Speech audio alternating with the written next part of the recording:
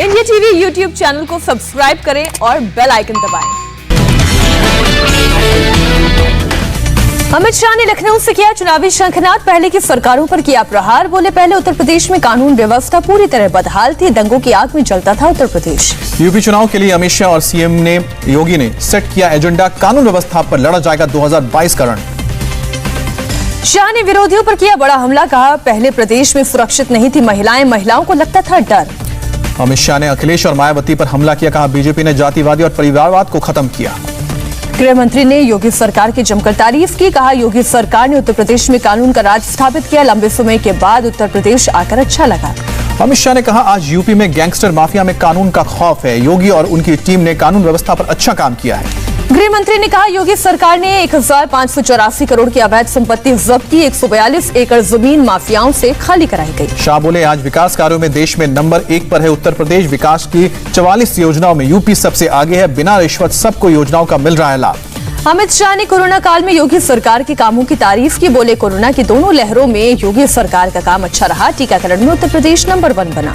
अमित शाह ने कहा यूपी की जनता से किए सारे वादे पूरे किए हैं, मैं यूपी की जनता का आशीर्वाद लेने आया हूँ।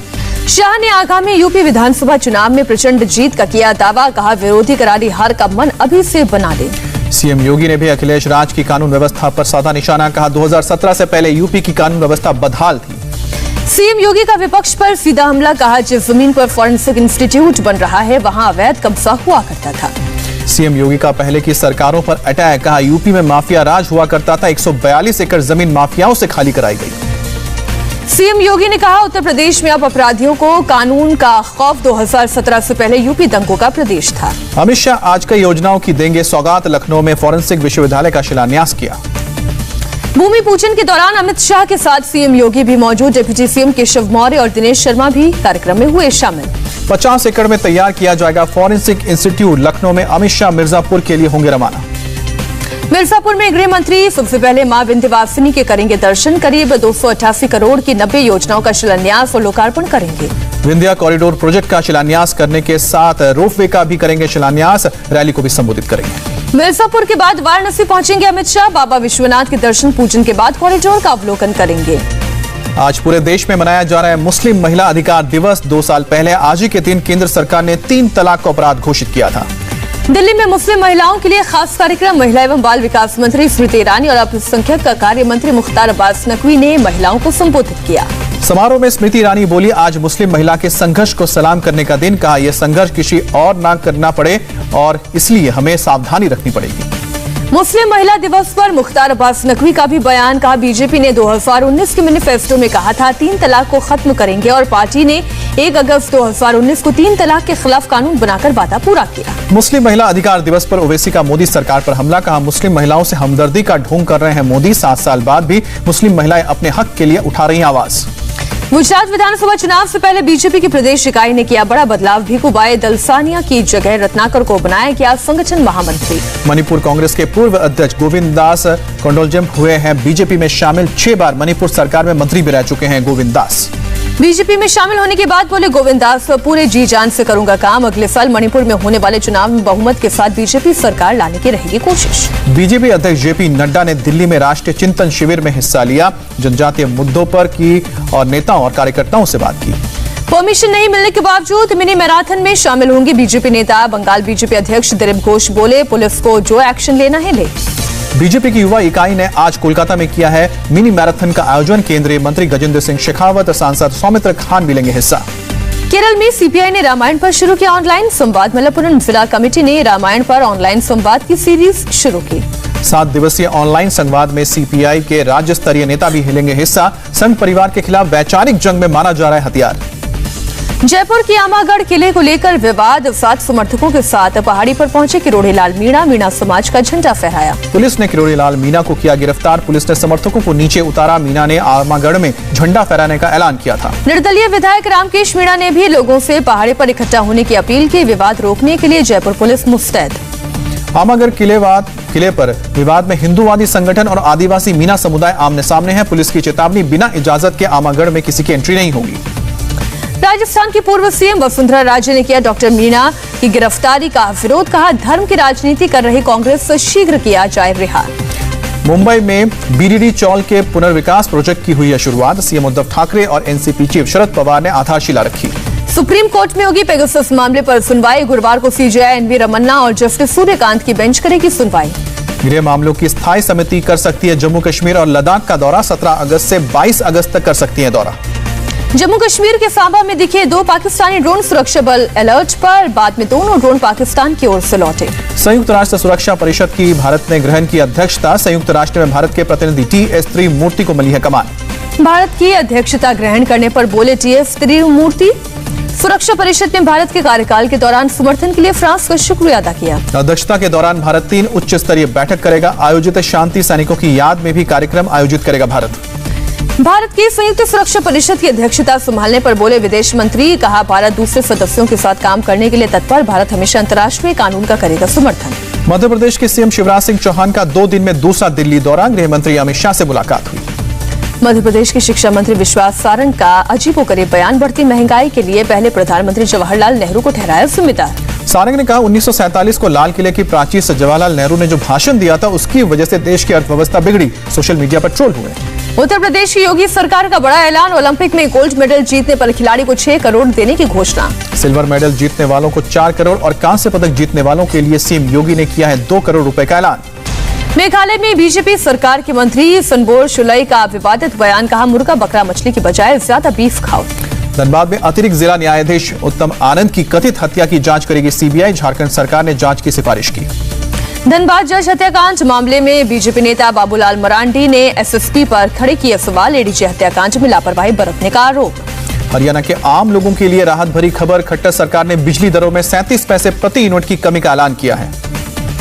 यूपी के सीएम योगी ने लोकमान्य बाल गंगाधर तिलक को किया नमन। पुण्यतिथि के मौके पर श्रद्धांजलि दी। देश में बीते 24 घंटे में कोरोना के 41,000 से ज्यादा नए केस सामने आए। 541 संक्रमितों की मौत हुई है। 39,000 से ज्यादा मरीज रिकवर हुए हैं।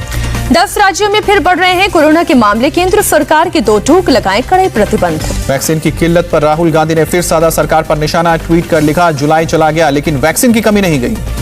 केरल में बीते 24 घंटे में कोरोना के 20,624 नए केस। 16,500 से ज्यादा लोग ठीक हुए। 80 संक्रमितों की मौत। महाराष्ट्र में कोरोना के 6,959 नए केस सामने आए हैं और 225 लोगों की जान गई है। महाराष्ट्र में जीका वायरस का पहला मामला आया सामने। पुणे में 50 साल की महिला मरीज मिली। आंध्र प्रदेश में बीते 24 घंटे में कोरोना से 2058 लोग संक्रमित। 23 लोगों की मौत। मुंबई के दादर में कोविड गाइडलाइंस की उड़ी धज्जियां। सब्जी मार्केट में सोशल डिस्टेंसिंग का पालन नहीं करते दिखे लोग। केरल में कोरोना के कहर के बीच वीकेंड लॉकडाउन जारी। कोची के सड़कों पर सुनसान, दुकानें भी बंद। सिर्फ जरूरी सेवाओं को छूट मिली है। मुंबई में एंटी कोविड टीका लगवाने के लिए लोगों को करना पड़ रहा है घंटों इंतजार। वैक्सीन की कमी से लोग हो रहे हैं परेशान। केरल के कासरगोड में वैक्सीनेशन सेंटर पर जमकर मारपीट हुई। कई लोग घायल हुए। यूपी में जारी है वीकेंड लॉकडाउन। मेरठ में सड़कों पर पसरा सन्नाटा। दुकानों की शटर बंद। कई देशों में फिर तेजी से बढ़ रहे हैं कोरोना के मामले। शुक्रवार को दुनिया में लगभग 6.5 लाख नए मामले सामने आए हैं और अमेरिका में दुनिया के सबसे ज्यादा केसेस। अमेरिका में फिर कोरोना की डराने वाली रफ्तार। फ्लोरिडा में एक दिन में रिकॉर्ड 21,000 से ज्यादा नए केस। पूरे अमेरिका में 24 घंटे में करीब 52,000 पॉजिटिव मामले। ओलंपिक खेलों के दौरान टोक्यो में कोरोना का कोहराम। शहर में 4,000 से ज्यादा नए केस मिले हैं। दिल्ली एनसीआर में बीती रात से झमाझम बारिश। भारी बारिश से कई इलाकों में भरा पानी। दिल्ली में भारी बारिश का दिखने लगा है असर। मूसलाधार बारिश के बाद यमुना बाजार इलाके में जल भराव। हेडलाइट जलाकर रेंगती नजर आई गाड़ियां सुबह। कानपुर इलाके में भारी बारिश के बाद दरिया में तब्दील हुई। सड़कें जल भराव के बावजूद सड़कों पर रेंगती नजर आई गाड़ियां। दिल्ली में उफान पर यमुना नदी। भारी बारिश के कारण यमुना का जलस्तर बढ़ा। लोहा पुल इलाके में बाढ़ जैसे हालात। दिल्ली के मॉडल टाउन इलाके में उफान पर नैनी झील। आसपास के इलाके के लोगों की बढ़ी चिंता। जल भराव में डेंगू मलेरिया जैसी बीमारियों का भी खतरा बढ़ा। नोएडा में भी देर रात से लगातार हो रही है बारिश। सड़कों पर सैलाब। कई इलाकों में पानी भरा। अयोध्या में लगातार बारिश की वजह से सरयू नदी का जलस्तर बढ़ा। नदी किनारे कटाव की वजह से मिट्टी ढहने पर 5 घर डूबे। राजस्थान के अजमेर में भारी बारिश के बाद सड़कों पर जल भराव। रिहायशी इलाकों में घरों में घुसा बारिश का पानी। हिमाचल में इस मानसून में बारिश, बादल फटने और लैंडस्लाइड से हुई तबाही। अब तक 211 लोगों, 438 जानवरों की गई जान। 109 घर ध्वस्त। 632 करोड़ रुपए का नुकसान। हिमाचल प्रदेश के सीएम जयराम ठाकुर ने लाहौल स्पीति का दौरा किया। लैंडस्लाइड और बाढ़ प्रभावित इलाकों का जायजा लिया। उत्तराखंड के उत्तरकाशी में लैंडस्लाइड, चट्टान का मलबा हाईवे तक पहुंचा। गंगोत्री उत्तरकाशी हाईवे बंद। शिमला में भारी बारिश से बढ़ी है परेशानी। कई सड़कें बंद। ट्रैफिक पर भी असर। पंजाब के संगरूर में कई गांव बाढ़ की चपेट में, फसलों को पहुंचा नुकसान, आने जाने के लिए लोग नाव का कर रहे हैं इस्तेमाल। दिल्ली के रोहिणी इलाके में सनसनीखेज मर्डर, 2 बाइक पर सवार 4 बदमाशों ने ताबड़तोड़ फायरिंग कर एक शख्स की हत्या की। नितेश नाम के शख्स को लगी 10 गोलियां, पुलिस ने बदमाश को धरपकड़ शुरू की, गोगी गैंग पर शक। नोएडा में 3 बदमाशों का एनकाउंटर, आरएसएस के एक पदाधिकारी के घर डाली थी डकैती, आरोपियों से 3 तमंचे भी बरामद हुए। यूपी के अमरोहा में मोस्ट वांटेड बदमाश के खिलाफ कार्रवाई, पुलिस ने 68 लाख के ज्यादा की संपत्ति जब्त की, कुर्की से पहले ढोल नगाड़े बजाकर पुलिस की कार्रवाई। आगरा रेखा राठौर हत्याकांड में गिरफ्तारी, 25,000 का इनामी अंशुल अरेस्ट हुआ है। 4 लोगों की हत्या में वांटेड था अंशुल, मां समेत 3 बच्चों की भी हत्या की थी। गोकशी के आरोप में मुरादाबाद पुलिस ने 3 लोगों को किया गिरफ्तार, आरोपियों के पास से कार समेत गोवंश काटने के उपकरण बरामद। अहमदाबाद की 150 साल पुरानी हेरिटेज बिल्डिंग की जाएगी रिस्टोर, वंचित लड़कियों के लिए इनोवेशन सेंटर में बदला जाएगा। केरल से तमिलनाडु आने वाले लोगों के लिए 5 अगस्त से RT-PCR रिपोर्ट दिखाना जरूरी होगा, तमिलनाडु के स्वास्थ्य मंत्री ने जानकारी दी। टोक्यो ओलंपिक के 10वें दिन भारत के खाते में जुड़ सकता है कांस्य पदक, ब्रॉन्ज मेडल के लिए चीन की खिलाड़ी के सामने उतरेंगी badminton star PV Sindhu. Olympic में आयरलैंड की हार से खुली भारतीय महिला हॉकी टीम की किस्मत, क्वार्टर फाइनल में पहुंची टीम। क्वार्टर फाइनल में पहुंचने के बाद दक्षिण अफ्रीका के खिलाफ हैट्रिक लगाने वाली वंदना ने कहा, मेडल जीतकर दूंगी पिता को श्रद्धांजलि। ओलंपिक की तैयारियों के दौरान पिता की मौत हो गई थी। ऑस्ट्रेलिया की एमा मैककॉन ने रचा इतिहास, टोक्यो ओलंपिक में 4 गोल्ड समेत जीते 7 मेडल। गोल्डन स्लैम का सपना टूटने के बाद जोकोविच के हाथों से ओलंपिक ब्रॉन्ज भी फिसला, हार के बाद गुस्से में रैकेट तोड़ा। 105 साल की महिला धावक का हुआ निधन, 35 मेडल जीत चुकी मानकौर को था गॉल ब्लैडर का कैंसर। पीएम मोदी ने पिछले महिला दिवस पर लिया था आशीर्वाद। छुट्टियां बिताने उदयपुर पहुंचे क्रिकेटर शिखर धवन, एयरपोर्ट पर फैंस के साथ तस्वीर खिंचवाई, कुंभलगढ़ की वादियों में फोटो सेशन भी किया।